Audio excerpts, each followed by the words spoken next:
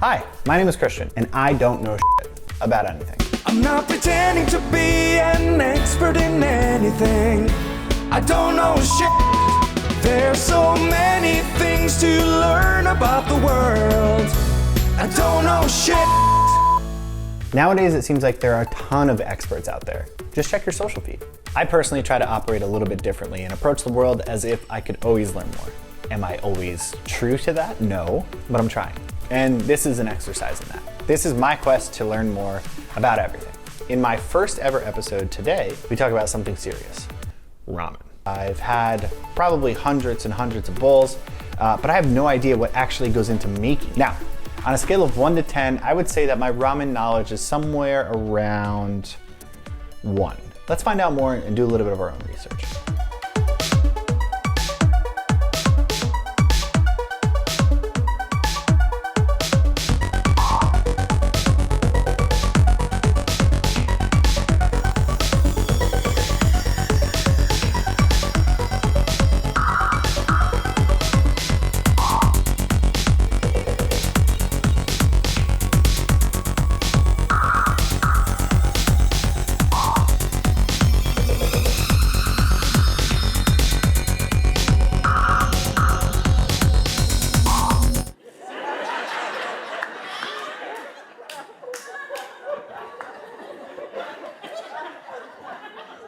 I'm so damn confused. Cool transition. Okay, I think it's safe to say that there's a ton of literature out there on what ramen is. In its most basic form, yeah, it's a soup. But it's really so much more than that. And I could definitively say it's not Way Ramen. Even though for a second there,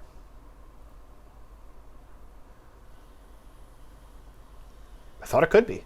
Right. So this wasn't a complete waste of time. Let's talk to somebody who's a little bit further down the track as far as their ramen knowledge goes. Ray Romano. Upside down Ray. Nope.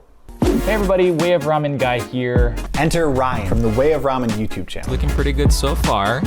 A self-proclaimed non-expert and ramen experimenter. Again, there are no rules in ramen making. These are just things that I find interesting or mistakes that I've done in the past. Ryan's countless ramen videos, recipes, and podcasts make him way more of an expert than me. So needless to say, I was excited to connect and ask him my most hard-hitting and well-thought-out question. First question here, and I think it's probably the easiest, but what is ramen? Oh, that is like a weird question too, right? It's a Japanese influenced Chinese noodle soup. There's generally like the main styles, right? You have shoyu ramen, misoramen from Hokkaido, then you have like the tonkotsu from the down south and Kyushu and things. I've been doing this for a few years and I feel like I'm just getting started. I don't really know too much about kind of the pillars or the most important components of ramen. Can you talk a little bit about what are some of the staple broths that maybe we would find in some of the more common ramen?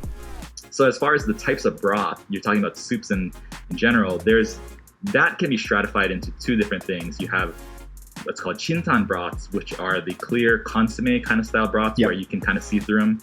They're generally used for like shoyu ramen, shio ramens, and things like that. And then you have paitan broths, which are what you would think of tonkoturamen, which is like thick, milky kind of.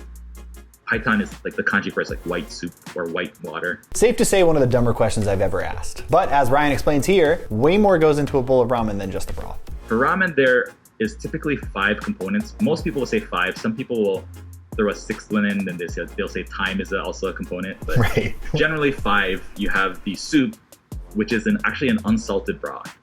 Then you have a tare, which applies the salt and sometimes umami into the soup. Then you have an aroma oil or some kind of oil that you lay onto it to increase kind of like the mouthfeel and things like that. Yep. Then you have the noodles and then toppings. And each of those 5 components, you need to ideally, like to create the perfect bowls, the God bowls, you're pairing every single one of those 5 components perfectly together where you have this one harmonious experience of ramen. Actually never thought about that or appreciated that until now, so that's pretty cool. It also kind of scares the shit out of me because later on I'm going to make a bowl completely from scratch. Again, not an expert, no shit. Is there a video on your channel that you could recommend that you think would be attainable? Yeah. Check it out.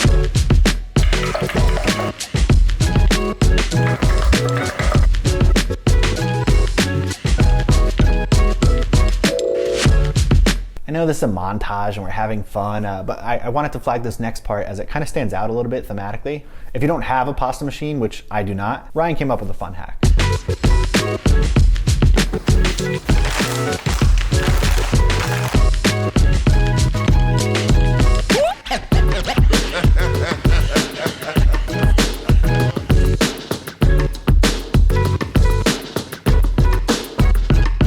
Attention, unsharp knife alert. This is very embarrassing.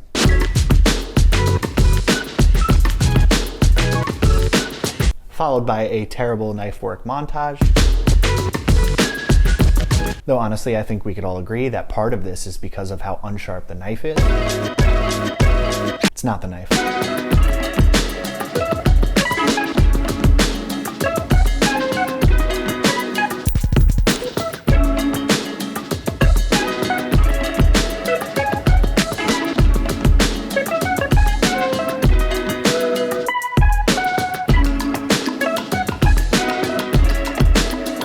The chunkiest noodles.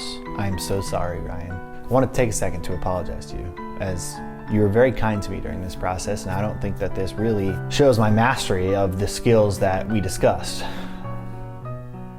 This is all my fault.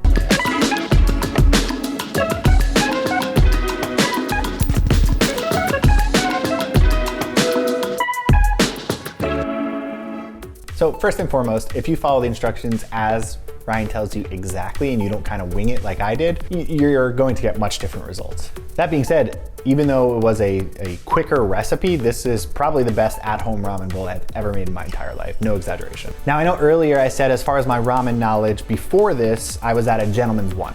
I was originally going to say I went up to a 2 as far as my knowledge, but I actually think I went down, which maybe for the first episode is confusing. Maybe I'm somewhere around a 0.5 because I realized how much I actually didn't know. I don't know, deal with it. I'm making this up as I go along. And I love the fact that in my conversation with Ryan, I learned that he felt the same way.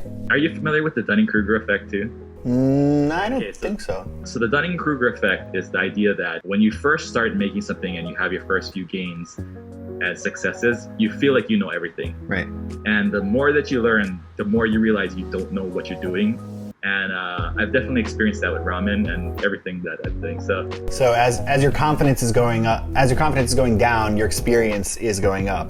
Your experience and your knowledge is actually going up. So it's kind of like a paradox in the sense that like you are learning more and you are smarter in that subject area, but you don't feel like it. You don't feel like it because you can see how much you don't know now. And you feel like you don't know anything about ramen. I still feel like I don't know much about making ramen. I made a stinker of a bowl last year. That was like 2 years into it. It was the worst bowl of ramen I ever made in my life. But those experiences is what makes you better, because I never want to do that again. So I've thought really hard, and I've never made anything nearly as bad as that since then, because I never want to feel those feelings ever again in my life. So yeah. I mean, that's exactly what I'm trying to do here, is to get rid of that certainty and that feeling that, I know everything. I got this all down, because in reality, it's exactly like you described. Like, there's always room to learn more the more that you learn, at least in my experience. And it sounds like yours too, actually. Yeah, I mean, for me, the greatest gift from the ramen channel has given me is it's given me practice admitting that I don't know what I'm doing. So. Special shout out to Ryan for allowing me to DM him on Instagram and ask him to be the very first guest and person that I interview on a show that didn't exist. I think that's a really cool thing, and I'm so happy that he was open to, letting me learn more. And I feel like I did learn a lot, but I still feel like I don't know, but I'm happy to learn.